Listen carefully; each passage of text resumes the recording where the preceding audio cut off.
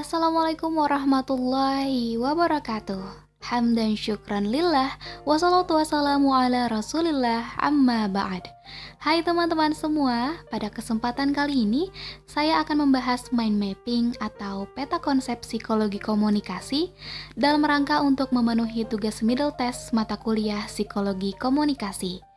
Sebelum itu perkenalkan, nama saya Aida Fitriani dengan nomor induk mahasiswa 190104010025, dan yang ada di samping saya adalah Ibu Rizkiatul Hasanah SOS MSOS selaku dosen pengampu mata kuliah Psikologi Komunikasi.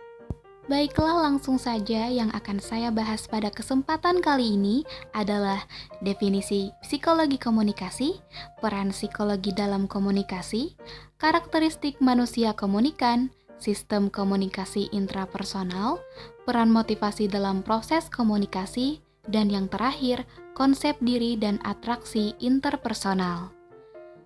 Mari kita mulai pada pembahasan pertama, yaitu definisi psikologi komunikasi. Psikologi adalah ilmu yang mempelajari tentang jiwa, baik mengenai gejalanya, prosesnya, maupun latar belakangnya. Komunikasi adalah proses penyampaian pesan kepada orang lain, baik secara langsung atau lisan, baik secara tidak langsung melalui media isyarat, gambar, simbol, dan gaya. Jadi, dapat kita simpulkan bahwa psikologi komunikasi adalah ilmu yang berusaha menguraikan, meramalkan, dan mengendalikan peristiwa mental dan behavioral atau perilaku dalam komunikasi. Kita lanjutkan pada pembahasan yang kedua, yaitu peran psikologi dalam komunikasi. Peran psikologi dalam komunikasi adalah mempengaruhi karakter seseorang melalui komunikasi, sehingga menjadi pribadi yang lebih baik dalam berperilaku. Komunikasi sangat penting untuk pertumbuhan kepribadian seseorang. Kurangnya komunikasi menghambat perkembangan pribadi. Komunikasi erat kaitannya dengan perilaku dan pengalaman kesadaran manusia. Peran psikologi komunikasi dalam hubungan interpersonal adalah untuk membangun komunikasi yang koheren. Artinya, komunikasi yang efektif dapat dibangun berdasarkan akar penyebab masalah dan upaya untuk mengatasi masalah tersebut. Dan masalah tersebut dapat ditangani secara tepat sasaran dan dapat dilakukan respon yang tepat. Antara psikologi dan komunikasi berkaitan sangat erat. Kedua pembahasan ini saling mendukung dalam ketercapaiannya masing-masing. Di satu sisi, psikologi membutuhkan komunikasi sebagai media yang menghantarkannya pada pengetahuan jiwa, sedangkan komunikasi bertindak membentuk jiwa manusia sehingga dapat sampai kepada sebuah kesimpulan. Kita masuk kepada pembahasan yang ketiga, yaitu karakteristik manusia komunikan. Manusia merupakan pemeran utama dalam proses komunikasi. Keefektifan proses komunikasi seseorang bergantung pada penyampaian komunikatornya. Agar komunikasi dapat berjalan sesuai dengan apa yang diharapkan oleh komunikator, maka komunikator harus mengetahui karakteristik komunikannya berdasarkan faktor-faktor yang mempengaruhi perilaku komunikan tersebut. Dalam karakteristik manusia komunikan, terdapat 4 pendekatan psikologi yang paling dominan, yaitu psikoanalisis, behaviorisme, psikologi kognitif, dan psikologi humanistik. Pertama adalah konsepsi manusia dalam psikoanalisis, yang mana perilaku manusia merupakan hasil interaksi 3 subsistem dalam kepribadian manusia berupa ID, ego, dan superego. ID adalah bagian kepribadian yang menyimpan dorongan-dorongan biologis manusia, pusat insting yang mana hawa nafsu dalam kamus agama. Ego berfungsi menjembatani tuntutan ID dengan realitas di dunia luar, dan superego adalah hati nurani yang merupakan internalisasi dari norma-norma sosial dan kultural masyarakatnya. Kedua adalah konsepsi manusia dalam psikologi behaviorisme, memandang manusia adalah makhluk yang sangat plastis, yang perilakunya sangat dipengaruhi oleh pengalamannya. Ketiga adalah konsepsi manusia dalam psikologi kognitif, menetapkan manusia sebagai makhluk yang bereaksi secara aktif terhadap lingkungan, yakni dengan cara berpikir. Dan yang keempat adalah konsepsi manusia dalam psikologi humanistik, yaitu keunikan manusia, pentingnya nilai dan makna, serta kemampuan manusia untuk mengembangkan dirinya.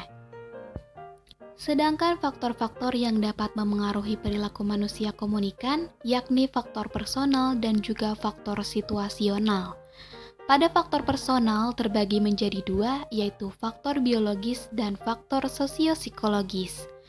Sedangkan pada faktor situasional timbul karena faktor ekologis, faktor rancangan dan arsitektural, faktor temporal, suasana perilaku atau behavior settings, teknologi, faktor-faktor sosial, lingkungan psikososial, stimuli yang mendorong dan memperteguh perilaku.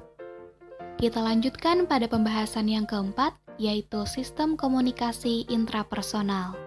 Komunikasi intrapersonal dalam studi komunikasi merupakan sebuah proses pertukaran dan transformasi pesan yang sangat unik karena dilakukan dari, untuk, dan oleh diri sendiri.